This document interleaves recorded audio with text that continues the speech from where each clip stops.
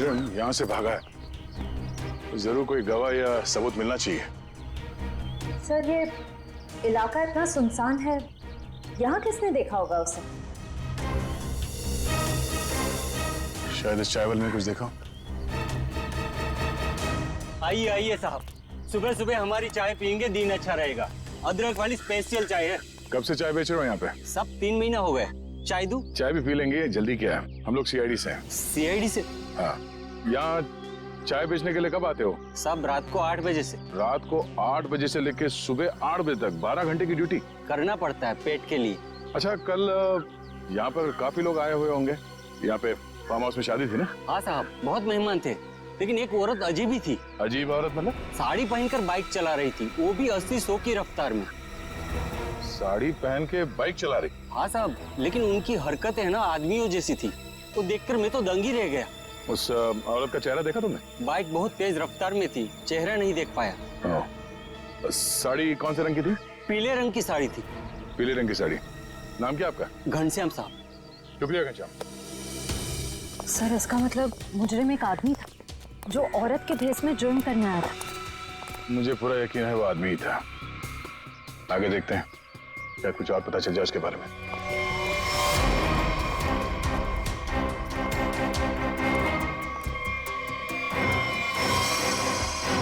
Sir,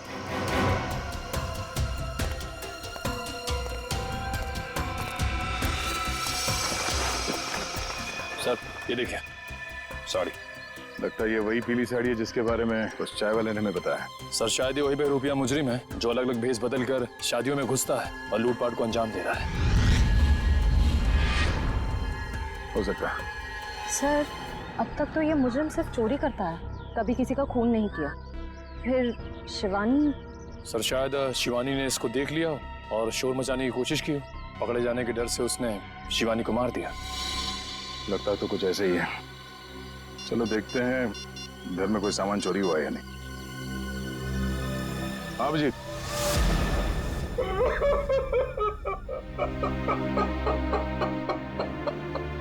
मेरी बेटी।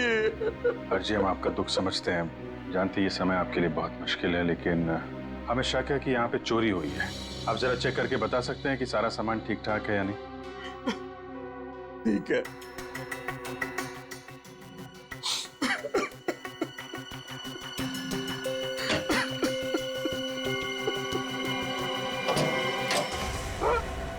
ये क्या? हाँ? सर ये देखिए, सारे पैसे, सारे गहने चोरी हो गए। ये देखिए सर, सब कुछ चोरी हो गया। सर, ये लॉक तोड़ा नहीं गया है, बल्कि बहुत ही सफाई से खोला गया है। मतलब चोर नौसिखिया नहीं है, कोई शातिर है। सर, अगर उसे पैसे और गहने चाहिए थे तो ले जाता, मेरी बेटी को मारने की क्या जरूरत थी? हर्ष जी, आपको किसी पे कोई शक है? किसी से कोई दुश्मनी? क्या लगता है क्यों मारा होगा किसी ने? नहीं, मुझे नहीं लगता मेरा ऐसा कोई दुश्मन होगा जो मेरा इतना बुरा चाहेगा। मुझे तो लगता है ये उस बहरूपिये का ही काम है जिसकी साड़ी दया को मिली थी झाड़े में। अनन्या भी तो हो सकती है सर, वो भी तो गायब है। पता चल जाएगा फ्रेडी, अनन्या का काम है या उस बहरूपिये का, या दोनों ने मिल के किया है। बहरूपिये मुजरिम ने अब तक 5 शादियों में लूटपाट की है, अलग अलग भेस बदल के। कभी पंडित बनता है तो कभी कैटरिंग वाला, कभी टेंट वाला तो कभी बाराती। और लगता है ये इतनी आसानी से रुकने वाला नहीं, बहुत शातिर है। ये क्यों है सचिन? पर इस बार फर्क ये होगा कि ये अगली शादी में लूटपाट को अंजाम नहीं दे पाएगा, पकड़ा जाएगा। और सर फिलहाल तो अभी शादियों का सीजन चल रहा है, हर दूसरी गली में शादी हो रही है, तो ये पता कर पाना थोड़ा मुश्किल होगा ये खूनी अपना अगला शिकार किसको बनाने वाला है। ज्यादा मुश्किल नहीं होगा निखिल। सर, इस अपराधी के पिछले सारे गुनाहों में एक चीज कॉमन है, ये सिर्फ बड़े लोगों की शादियों में लूट करता है। अमीर बिजनेसमैन, फिल्म के प्रोड्यूसर्स वगैरह वगैरह। मतलब जिसके पास ज्यादा पैसा है उसी को अपना शिकार बना रहा है। मगर इस बार कम से कम 10-15 बड़े परिवारों में शादी हो रही होगी।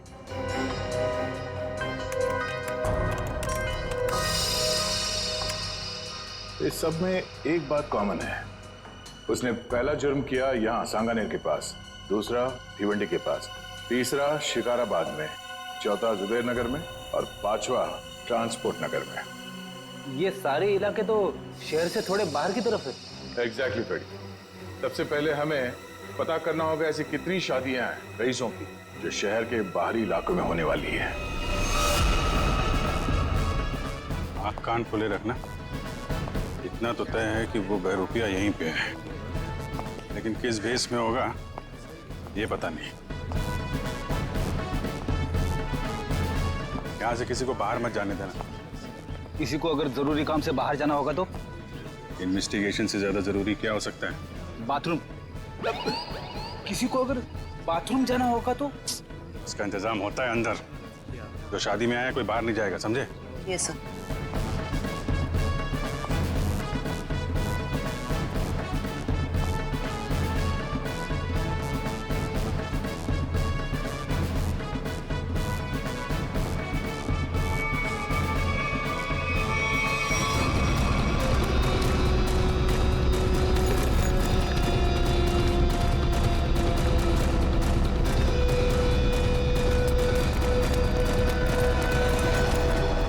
सर, हाथ आते आते रह गया। बहुत चालाक है। सर, भागते चोर की बैग। सर, ये तो मेकअप का सामान है। अच्छा, तो इसी का इस्तेमाल करके भेष बदल रहा था ये। पहली बार देख रहा हूँ सर, कोई मेकअप का इस्तेमाल जुर्म करने के लिए कर रहा है। एक मिनट फ्रेडी। हाँ, जिस मेकअप का इस्तेमाल वो जुर्म करने के लिए कर रहा है ना, अब उसी मेकअप बैग के लोगों से वो पकड़ा जाएगा।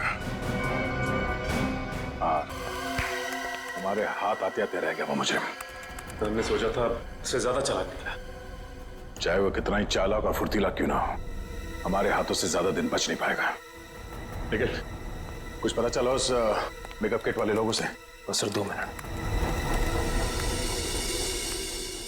सर, पता चल गया, किसी रोज फैशन हाउस के नाम पे। हो सकता है ये मुजरिम इस फैशन हाउस में काम करता, हाँ सर, इसीलिए वो अच्छा मेकअप कर लेता है हर बार। या फिर ये भी हो सकता है कि वो खुद ही एक मेकअप आर्टिस्ट हो। सर, हाँ श्रेया, क्या पता चला उस पेंडेंट से जो शिवानी के लहंगे से मिला? सर ये कस्टमाइज पेंडेंट खास ऑर्डर देकर बनवाया गया है। बाजार में ज्वेलरी की जितनी भी बड़ी बड़ी दुकानें हैं, मैंने हर जगह पता किया। सर एक वेबसाइट है आभूषण.com। सभी दुकानदारों का यही कहना था कि ऐसे जेवर उसी वेबसाइट पे खास ऑर्डर देकर बनवाए जा सकते हैं। आभूषण.com? Yes sir. इस आभूषण.com के ऑफिस में जाके पता करना होगा कि वो ग्राहक कौन है जिसने इस पेंडेंट का ऑर्डर दिया था। सर, अनुष्का जी की ड्रेस के लिए ये वाला मटेरियल ठीक रहेगा क्या? बिल्कुल नहीं। उन्होंने कहा था ना, उन्हें सैटन में कुछ चाहिए। देखो रवि, ठीक से काम करो और मुझे ना किसी भी कस्टमर की कोई कंप्लेन नहीं चाहिए, समझे? Sorry sir. सॉरी मत बोलो, काम पे ध्यान दो। फिर सॉरी बोलने की जरूरत नहीं पड़ेगी तुम्हें। वैसे बिल्कुल ठीक कहा आपने। इंसान को जितना कम सॉरी बोलना पड़े उतना अच्छा उसके लिए। वो तो है सर, पर आप लोग? अच्छा, आप लोग स्पार्क विहार कंपनी से आए, राइट? नहीं, हम लोग CID से। CID? क्या बात है सर, कोई प्रॉब्लम हो गई? हाँ, बड़ी प्रॉब्लम है। अच्छा, आप ये बताइए कि आपके पूरे स्टाफ आज यहाँ पर मौजूद है? रघु को छोड़कर सब आए हैं सर। रघु? सर, हमारा makeup artist. Raghu makeup artist? और आज वो यहाँ किस वजह से नहीं है? सर, उसने 2 दिनों की छुट्टी ली है। और ये अक्सर छुट्टी लेता है। आपको कैसे पता सर? अब क्या बताऊं, पिछले कुछ महीनों से उसकी ज्यादा छुट्टियां हो गई हैं। इस बार ना मैं उसकी तनख्वाह काटने की सोच रहा हूँ। अच्छा, इस रघु का यहाँ कुछ सामान है? हाँ सर, वो ब्लू थैली में कुछ सामान रखा है उसने। सर, ये टेबल के नीचे। किसे फोन कर रही हैं आप? मैम, रघु को। कोई जरूरत नहीं, जब तक हम ना कहें उसे कोई कुछ नहीं बताएगा। Sorry ma'am. ये सामान है उसका? हाँ सर, यही है।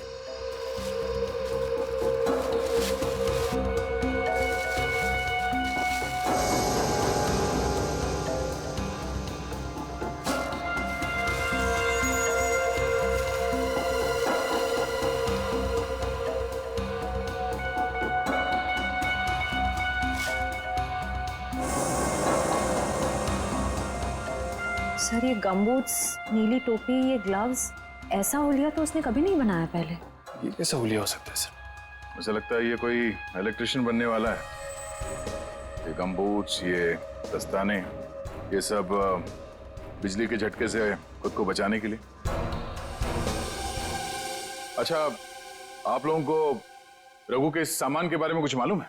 हाँ सर, मैंने देखा था उसे ठीक कुछ ऐसा ही सामान अपने बैग में रखते हुए।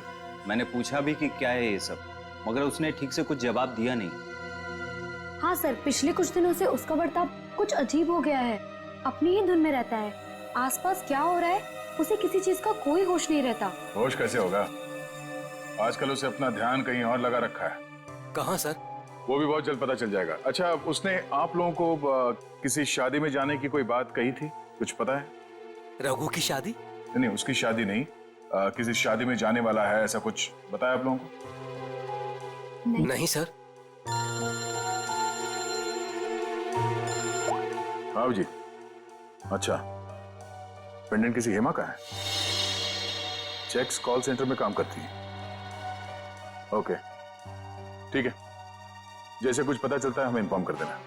Okay okay. सर यही है वो हॉस्टल जहाँ हेमा रहती है। सर उसी ने वो पेंडेंट ऑनलाइन ऑर्डर करके मंगवाया था। एक्सक्यूज मी, हेमा को बुलाइए। हम लोग सीआईडी से। सीआईडी? जी। हेमा को नीचे भेजना। सर आप लोग वेट कीजिए, वो अभी आ रही हैं।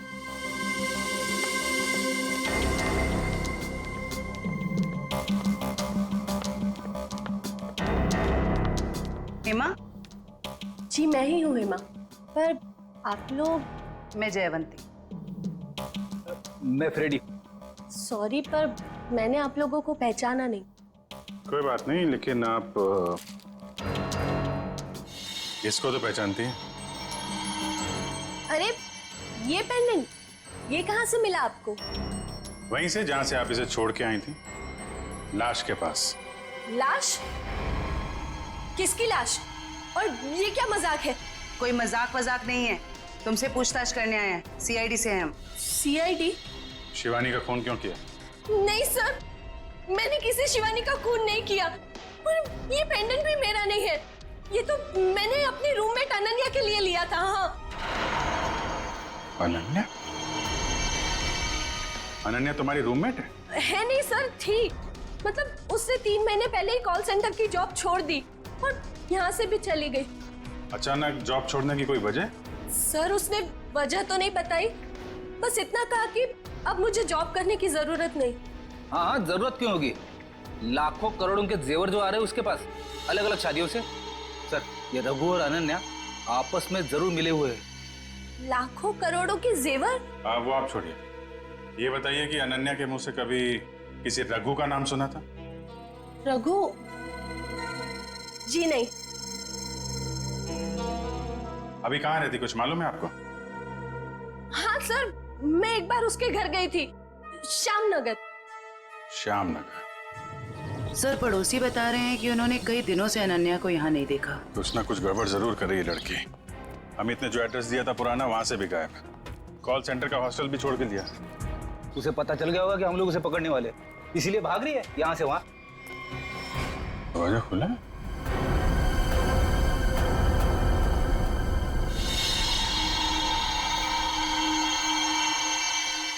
पूरा सामान बिखरा पड़ा है। यहाँ तो हाथापाई हुई लगता है। चेक कर लो जरा घर को।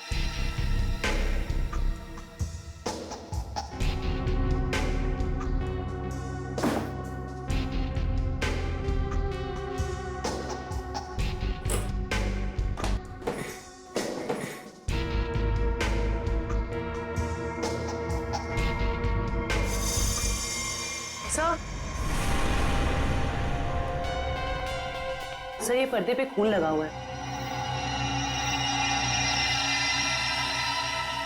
ठीक है, इसका मतलब जो कुछ भी हुआ है अभी हाल में ही हुआ है। ये घसीटने का निशान।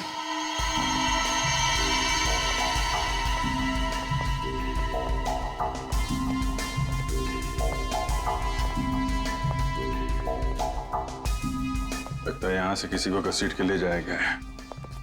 सर कहीं अनन्या की लाश को क्या पता अनन्या है या कोई और है, लाश है कि भी नहीं, जिंदा आदमी को भी तो घसीट सकते हैं ना। लेकिन इतना तय है कि कोई बहुत बड़ी मुसीबत में है। सर अब तक तो हमें लग रहा था कि इस सब में शायद अनन्या का भी हाथ हो सकता है, पर उसके घर का नजारा देख के तो यही लग रहा है कि मामला कुछ और है। वो खुद किसी बहुत बड़ी मुसीबत में है। सर शायद ये बहरूपिया खूनी अच्छी तरह से जानता था कि हम वहां जाने वाले और अनन्या के जरिए उस तक भी पहुंच जाए, इसीलिए जब तक हम वहां पहुंचते उसने अनन्या को गायब कर दिया। ये बहरूपिया मुजरिम ये हमेशा से हमसे 2 कदम आगे रहा है। ये बात तो तय है कि वो जिस किसी भी अगली शादी में जाएगा वहां पर वो इलेक्ट्रिशियन के भेस में जाएगा। सर शहर के बाहरी इलाकों में जितनी भी रईस लोगों की शादियां हैं उनकी लिस्ट कुल मिला के 7 लोगों की शादियां हैं। अरे बाप रे, मतलब 7 शादियों पे नजर रखनी पड़ेगी? उसकी जरूरत नहीं पड़ेगी फ्रेडी, हमें सिर्फ इतना करना है कि इन सारे शादियों में फोन करके पूछना होगा कि वहां पे बिजली की कोई समस्या है या नहीं, क्योंकि ये आदमी वहां पर भेस बदल के जाने वाला है। और अगर ऐसा है तो अब तक वहां बिजली की छेड़छाड़ शुरू कर दी होगी उसने। कॉल करके देखते हैं। हेलो,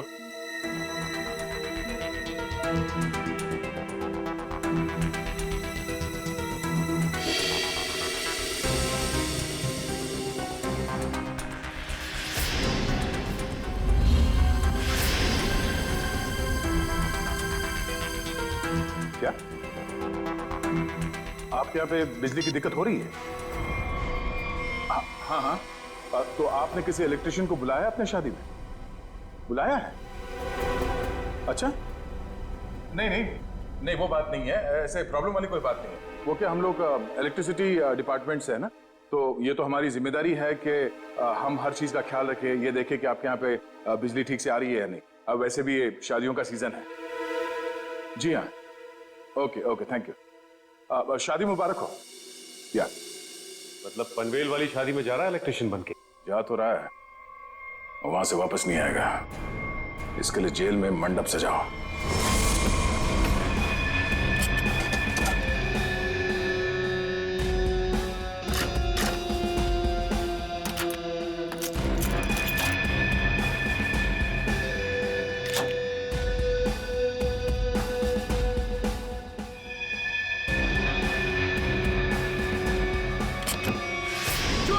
चोरी हो गई मेरे घर में, कोई सारे गहने और पैसे लेके भाग गया। हे भगवान, क्या सब कुछ लेके गया? सब पैसे लेके भाग गया। अब कैसे होगी मेरी बेटी की शादी? लगता मुझे अपना काम करके निकल गया। पास पास ही होगा, ज्यादा दूर नहीं गया होगा। ढूंढो उसे। सर, चोरी हो गई सर।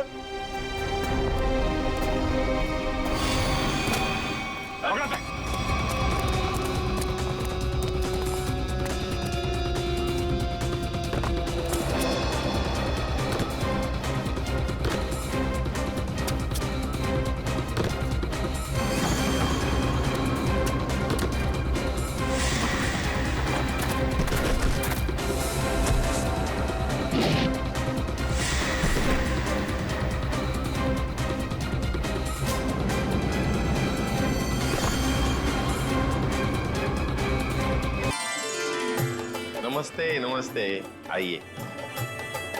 अरे भाई साहब, आप वो मंडप वाले हैं ना? जी। बाहर गेट पे कैसे फूल लगाए, आधे तो नीचे गिर गए। जाइए थोड़ा ठीक से लगाइए, जाइए। नमस्कार, बेटे की शादी की बहुत बहुत बधाई। Thank you Pritam, thank you very much. नमस्ते। नमस्ते भाभी जी। वैसे आपके चेहरे में खुशी के साथ साथ आंखों में आंसू भी दिखाई दे रहे हैं। भाभी जी, बेटी विदा हो रही है हमेशा हमेशा के लिए। जब आपकी मीनू अपने ससुराल जाएगी ना, तब आप भी समझेंगे कि बेटी के शादी के दिन माँ बाप को भावनाओं के किस उतार चढ़ाव से गुजरना पड़ता है। पर ठीक है, जो भी है, लड़का आपने बहुत अच्छा चुना। अमित तो हमारी शिवानी को पलकों पे बिठा के रखेगा। बस इसी बात का सुकून है कि बेटी एक अच्छे घर जा रही है। आइए ना, आइए बेटी।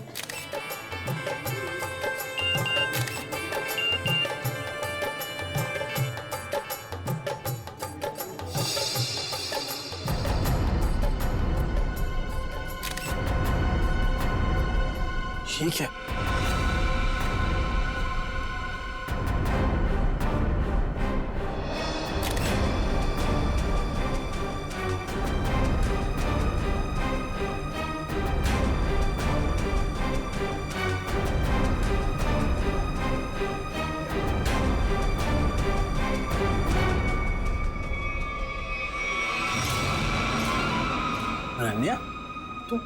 तुम यहाँ क्या कर रही हो? तुम्हारी शादी में डांस करने आई हूँ। देखो, ये बेकार की बातें मत करो। तुम्हें यहाँ नहीं आना चाहिए था। तुम्हें क्या लगा कि तुम ऐसे चुपचाप शादी कर लोगे और मुझे भनक तक नहीं लगेगी? आखिर चाहती क्या हो तुम? मैं सिर्फ ये चाहती हूँ कि तुमने जो वादा किया था मुझसे वो निभाओ। कैसा वादा? अरे मुझसे शादी करने का वादा। और कैसा वादा? अनन्या, बच्चों जैसी बातें मत करो, समझी? हूँ मैं बच्ची और अपने प्यार को किसी और का होते हुए नहीं देख सकती। तुम्हें ये शादी रुकवानी ही पड़ेगी। बच्चों का खेल नहीं हो रहा है यहाँ। अरे वही तो मैं कह रही हूँ, ये कोई मजाक नहीं है। ये मेरी और तुम्हारी जिंदगी का सवाल है। अच्छा, और शिवानी, उसका क्या? अरे उसे और कोई लड़का मिल जाएगा। तुम दुनिया के आखिरी लड़के हो क्या? बस, बहुत सुननी मैंने तुम्हारी। अब जाओ, जाकर अपने इस दिमाग का इलाज कर लो। और एक बात ध्यान से सुन लो मेरी, ये शादी तो अब नहीं रुकेगी, होकर ही रहेगी ये शादी। तुम्हारा आखिरी फैसला ये? मेरा हर फैसला आखिरी ही होता है। ठीक है, तुम्हें ये शादी बहुत भारी पड़ेगी, याद रखना। धमकी दे रहे तुम मुझे? धमकी ही समझ लो। अमित बेटा, मुहूर्त का समय निकला जा रहा है, पंडित जी बुला रहे हैं तुम्हें। आओ जल्दी आओ। जी, मैं बस अभी आया, आप चलिए, मैं आता हूँ। एक बार और सोच लो, बहुत बुरा अंजाम होगा इसका।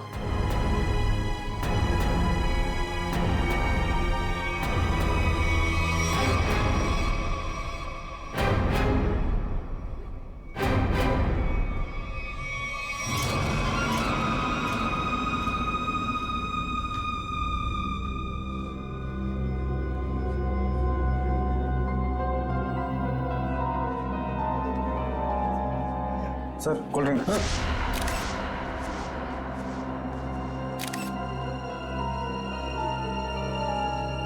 बहुत बुरा अंजाम होगा इसका। किसने भिजवाई है कोल्ड ड्रिंक? मतलब सर? मतलब ये कि अनन्या ने भिजवाई है कोल्ड ड्रिंक?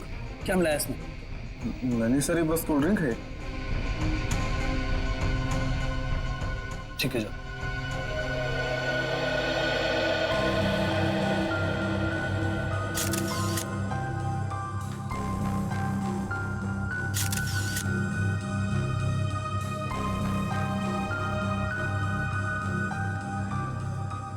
एक बार और सोच लो, बहुत बुरा अंजाम होगा इसका। क्या हुआ अमित, ऐसे क्यों डर गया? नहीं नहीं यार, कोई बात नहीं, तू बैठ आराम से।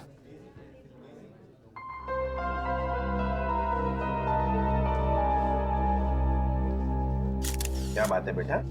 कुछ खोए खोए से लग रहे हो। सब ठीक तो है ना? जी सब ठीक है। ठीक है बेटा। पंडित जी, आप शुरू कीजिए। सर्वमंगल मांगल्ये शिवे सर्वार्थ साधिके शरणे त्र्यंबके गौरी नारायणी नमस्ते।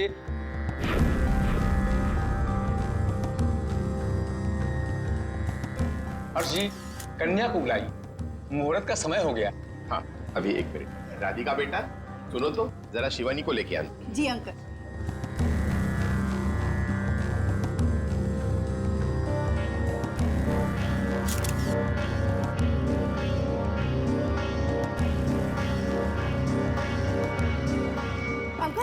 शिवानी अपने कमरे में नहीं है। क्या? अरे यहीं कहीं होगी। तुमने उसे कॉल किया था? हाँ किया था, पर उसका नंबर भी नहीं लग रहा और वो किसी कमरे में भी नहीं है। इस तरह शिवानी शादी के दिन कहाँ जा सकती है? अरे भाभी जी, आप चिंता मत कीजिए, यहीं कहीं होगी, अभी मिल जाएगी। अरे ये चीख कैसी? चलो चलो चलो।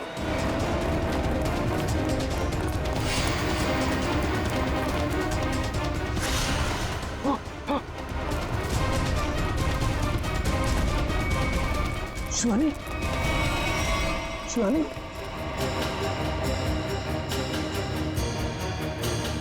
शिवानी, शिवानी, शिवानी, क्या हुआ मेरे बेटी को?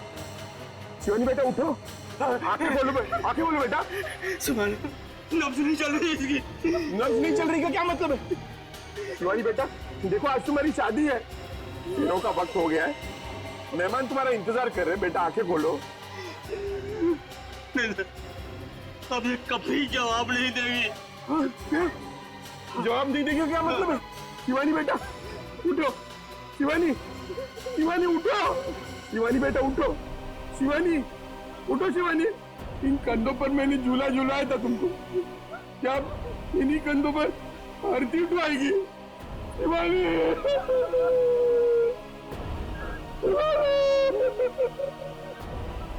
शिवानी, शिवानी।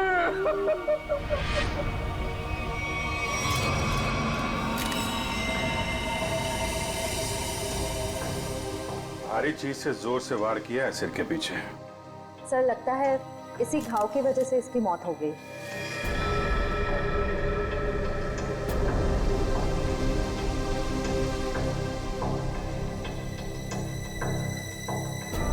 अभिजीत, ये देखो, इस पत्थर पे खून लगा है। लगता है इसी पत्थर से इसके सर पे वार किया गया। बाकी तो खून की फोरेंसिक जांच के बाद ही पता चलेगा।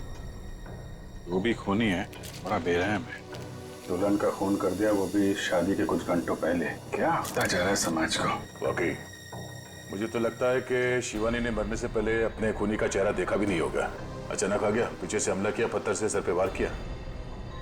ऐसा लगता है कि इसे समझ में भी नहीं आया होगा और उसने दम तोड़ दिया।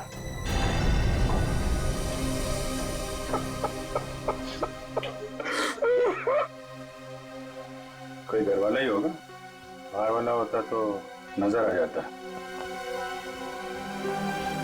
आप लोगों में कौन है जिसने शिवानी को आखिरी बार देखा था? सर, हम दोनों ही सुबह से उसके साथ में थे। वो एक कमरे में तैयार हो रही थी, उसे घुटन महसूस हो रही थी, तो उसने हमसे कहा कि वो बाहर खुली हवा में जाके आती है। पर वो गई और आई ही नहीं वापस।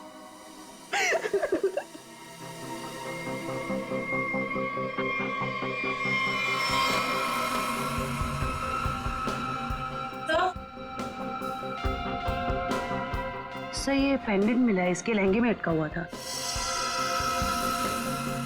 शिवानी के बाकी गहनों से तो एकदम अलग है ये अल्फाबेट लिखा हुआ है।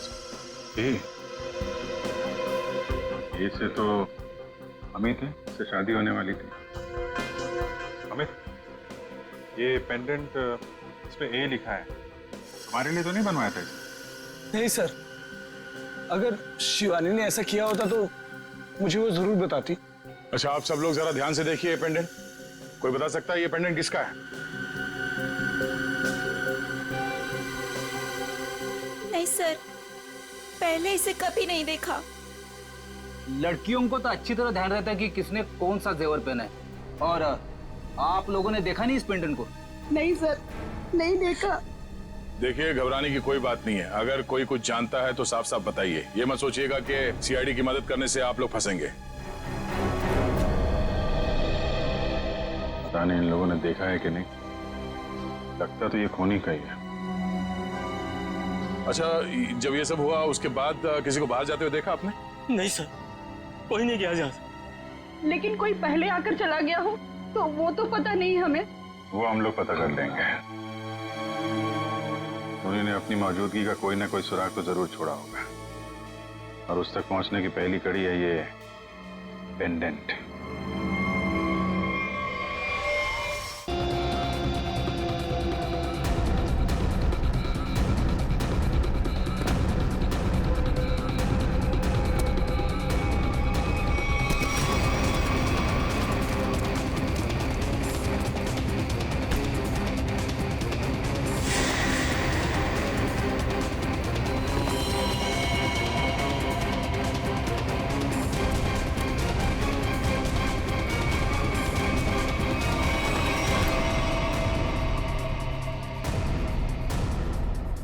हम लोग इलेक्ट्रिशियन नहीं है, मगर झटका बहुत तगड़ा मारते हैं हम।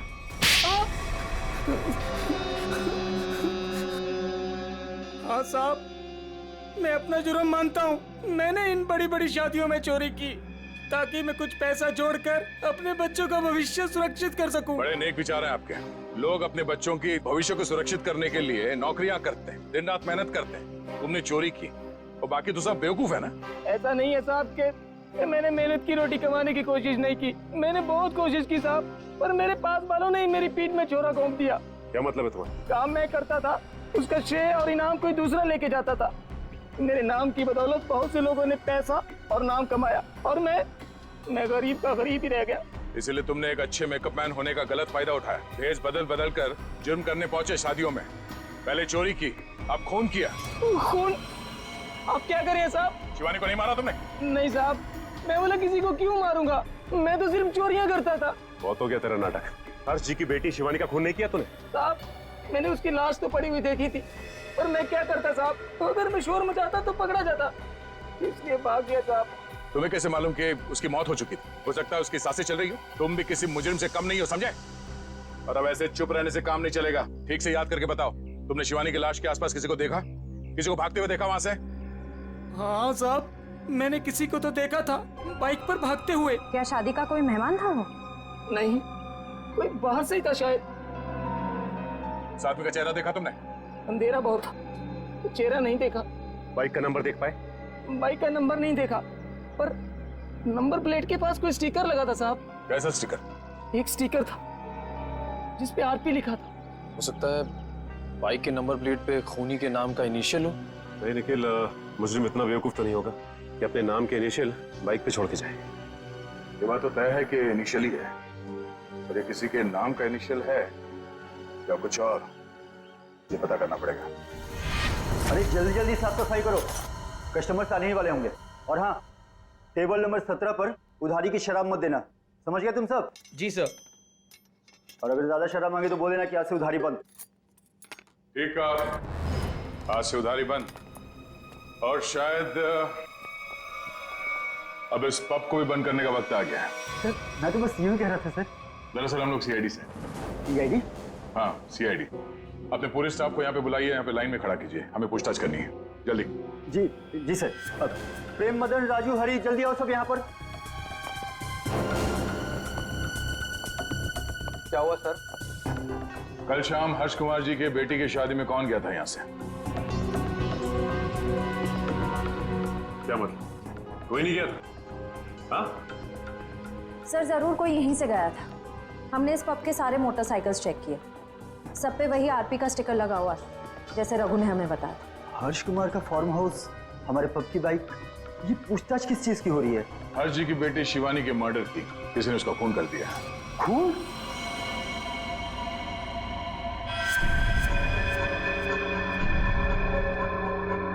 क्या हुआ? ये तुम्हारे हाथ इतने क्यों कांप रहे हैं? हाँ? कल शाम हर्ष जी के फार्म हाउस में तुम गए थे क्या? सर, मैं क्यों जाऊंगा, मैं तो उन्हें जानता तक नहीं। तो एयर कंडीशन कमरे में तुम्हें इतना पसीना क्यों आ रहा है? पहुंचो, साफ कर लो। सर, पहली बार खून के पूछताछ हुआ देखकर घबराहट तो होगी ना? ऐसी घबराहट तो उसी को होती है जिसने गलत काम किया हो। तो जरूर कोई ना कोई है यहाँ जिसके हाथ खून से रंगे हुए हैं। मैनेजर साहब, जरा अपना हाथ दिखाइए। सर, मैंने कुछ नहीं किया सर, मैं तो कल रात 1:30 बजे तक यहीं पर था। हमने कब कहा खून होने का समय? हमने बताया नहीं। तो आपको कैसे पता चला कि खून 1:30 बजे से पहले हुआ? मैं तो बस बार बंद होने का टाइम बता रहा था। ओ,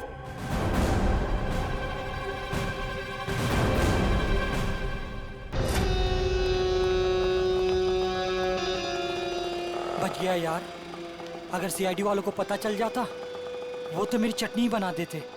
भाई साहब, एक कॉल करना है। कर लो। हेलो हेलो, हाँ पप्पू बोल रहा हूँ। नहीं, मैं पीसीओ से बोल रहा हूँ, मेरी बात ध्यान से सुनो। सीआईडी वाले मेरे पब पहुँच गए। हाँ यार, कहाँ फंसा दिया? नहीं, मैं अब 1 मिनट भी इस शहर में नहीं रुकूंगा। मेरा बचा हुआ पैसा मुझे वापस दो। मैं आज के आज मेरे गांव जा रहा हूँ अगली ट्रेन पकड़कर। हाँ ठीक है, ओके।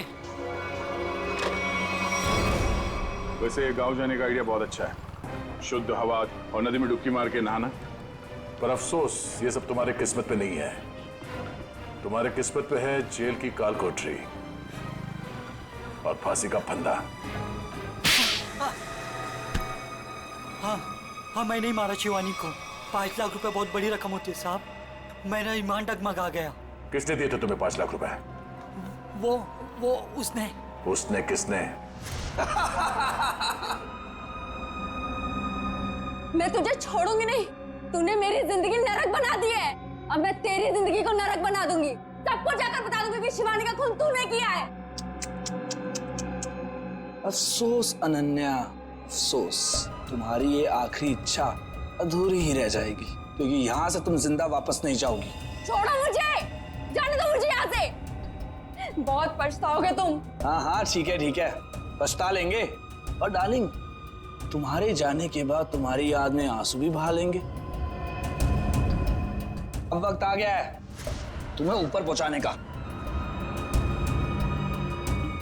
ऊपर तो हम पहुंचाते हैं मुजरिमों को।